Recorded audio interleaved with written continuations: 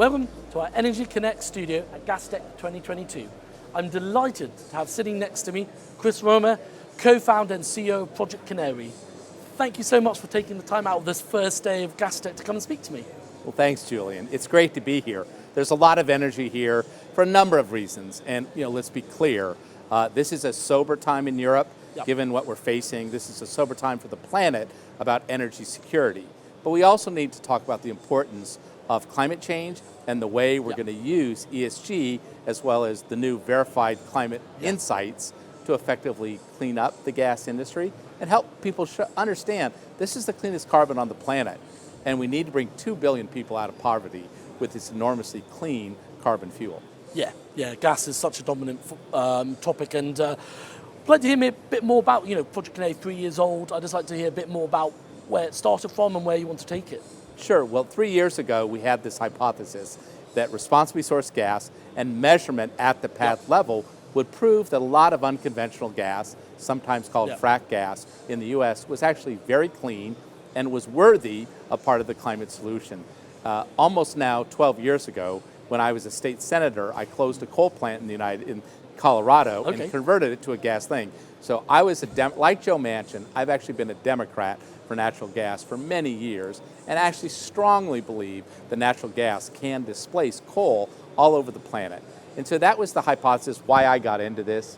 And 3 years in, we're pleased that 3 years ago we coined the phrase responsibly sourced gas. Now it's become widely used by many people, particularly a lot of LNG companies. So it's been a fast journey. Sometimes I feel like I'm on a 100-foot wave. I think the wave just got a little bigger with the passage of the US IRA climate bill. Yeah, absolutely. And obviously we're here in Milan, in Europe. And as you said, the coined phrase came up, RSG, responsibly sourced gas. How can that help meet the dual challenge of energy and environmental needs for Europe and obviously the bigger world as well? Well, look, by definition, natural gas is a lower carbon fuel than many fuels we use on the planet.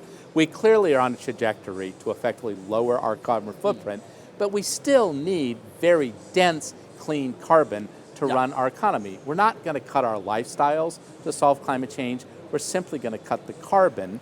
Now, the good news is one of the ways to do that is to measure at the pad level, at the molecular level, the environmental attributes of natural gas and other carbon fuels.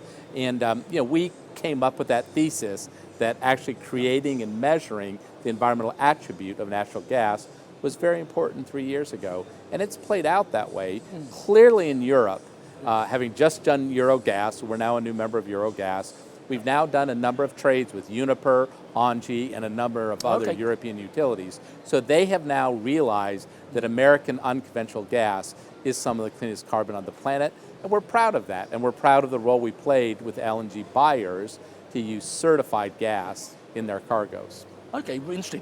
And also, how do you feel you're sort of breaking the misconception, that all US gas is dirty, or as you said, people sort of waking up to go and get the gas from the US? Well, measurement is a very good tool. So when you measure things, there is a continuum of the methane intensity. There is a continuum of gas. In some places, gas is a waste product. In some places, it is the product. And what we're helping to do is establish the environmental attributes of both methane, water, as well as ESG, as well as the integrity of how well a well has been drilled. Because each well has a climate legacy. And one of the things we need to do is to make sure we clean up 100 years of extraction, and we're really going at that very hard. So the bottom line is there's some incredibly clean carbon that's ready to come off the US. If you look at the numbers, we need to expand LNG globally by a big number.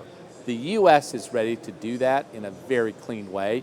We'd love it to be certified gas. We'd love it to be Project Canary certified gas. Okay, well, let's see how it goes. And it'll be really good to just get a bit of an update of the Kellis midstream announcement and just sort of talk a bit more about that. Yeah, thank you. We're pleased that we now have our first European certification program going with Kellis Midstream. I think they do about 40% of the gas processing for the UK. It's gone incredibly well. I think they're funded by BlackRock, so it's a good partnership between the two of them. Look, I'm very sad given the gas prices in Europe right now. That said, when you look forward down the road, we will be using a lot of dense certified carbon, particularly natural gas, and our partnership with Kellis is just the beginning. we're looking for it. I mean, again, also, we've done a lot of trades with Engie and Uniper, so we're excited that many of our producers in the U.S. have been able to evangelize that clean U.S. carbon belongs in Europe, particularly as we get Europe off Russian gas. Yes. We'll have energy security, and we'll have responsibly sourced gas and certified gas.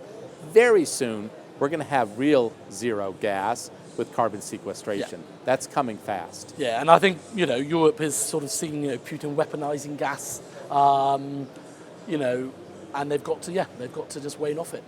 Yeah, look, in life you need to look at having good long-term partners. Unfortunately, the Chancellor in Germany said it exactly right. Russia is not a good long-term energy partner. Europe needs to look to the US, to Qatar, to other places in the Middle East. That said, the certification of gas now needs to go global because the US is going to certify low carbon gas very clearly. The rest of the world is going to be obligated to certify their gas too.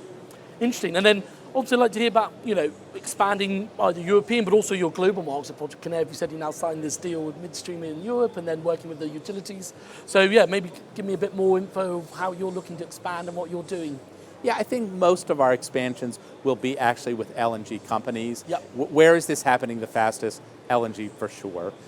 We already have a significant amount of interest in Asia, some of which we'll be speaking with this week at Gastech.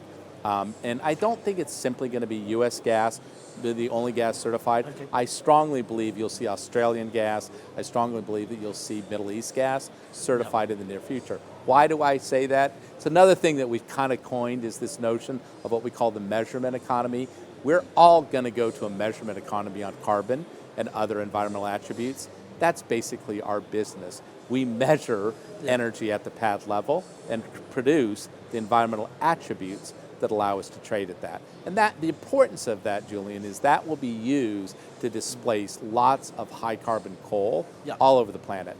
And that's going to happen very quickly. That's good. And obviously you just mentioned there, obviously here at Gastech in Milan, what are you looking forward to over the next 3.5 days, sort of talking to different clients? Well, a lot of conversations about certified gas, Yep. soon to have a lot of conversations about certified blue hydrogen, and also carbon sequestration. When you really think about it, the measurement economy requires us to measure not just the ledger of the carbon footprint of those LNG and soon-to-be blue hydrogen cargoes and ammonia cargoes, right? We're also going to have to measure the sequestration so we go to net zero and real zero. And so that's a new world that's coming, and we need to first get to certified gas very quickly in the next decade. We're going to get to net zero and real zero gas products and hydrogen products, and we look forward to being at the cutting edge of that conversation. Great. And then just finally, Gastech's going to go back to Singapore next year, so obviously Asian market, that's going to be an interesting, see where we are in a year's time. Yeah, half of our meetings this week are with Asian LNG companies who are trying to understand the certified gas market, and having been one of the companies that helped to create that market, we're looking forward to educating a lot of the Asian buyers on certified gas and soon to be real zero gas. Great. Well, Chris, I really appreciate you popping down to our studio here at Gastech and learning more about Project Canary and all the interesting times coming up. It's going to be busy. Well, thank you, and we're pleased to be here.